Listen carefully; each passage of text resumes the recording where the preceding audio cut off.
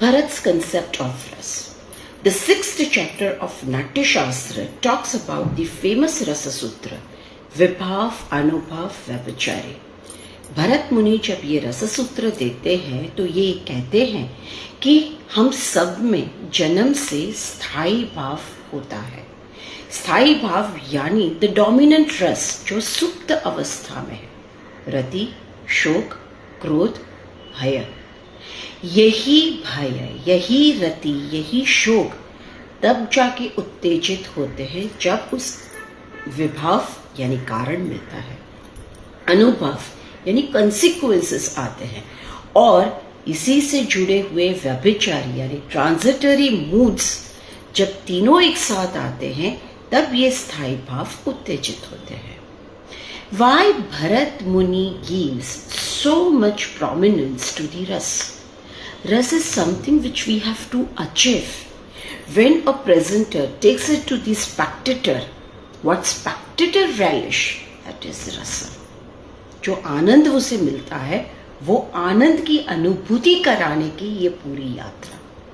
भरत अपने ही कंसेप्ट को भोज्य रस और नाट्य रस के माध्यम से समझाते हैं। यही विभाव, अनुभव और व्यभिचारी को ही explains through the example of भोज्य रस एंड नाट्य रस। भरत मुनि का कहना ये है कि जब एक रसोइया और या तो फिर एक इंसान जब एक डिश को बनाता है उसमें सारे मरी मसाले सब कुछ सप्रमाण डालता है and then he presents that dish. So यानी व्यंजन, औषधि, इन सभी द्रव्य, इन सबके द्वारा जब वो एक पूरा भोजन बनाता है और वो परोसता है, वो भोजन खाने वाला इंसान कैसा होना चाहिए? सुमनस पुरुष, जिसकी सारी इंद्रियों को ये सारे द्रव्य, औषधि, व्यंजन का स्वाद का पता हो and then the relishment of that dish is rasa. In the same way when a prayokta and kavi present the natya form through the vibhava, anubhava and व्यभिचारी, तो प्रेक्षक कैसा होना चाहिए? सुमनस प्रेक्षक, जिसे इन सभी चीजों का ज्ञान हो, पता चले। And then this object, the natya, when it is presented, you achieve that is the feeling of harsha रसा।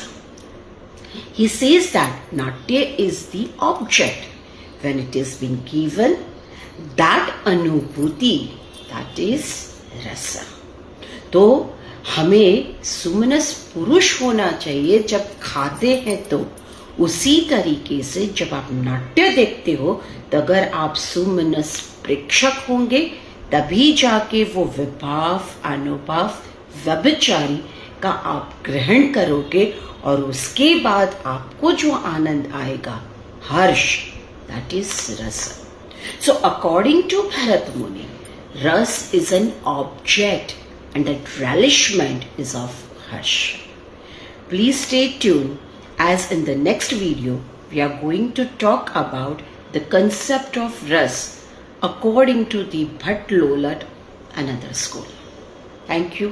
Please follow natyasadhana_UGC on Instagram for such many videos. Namaste.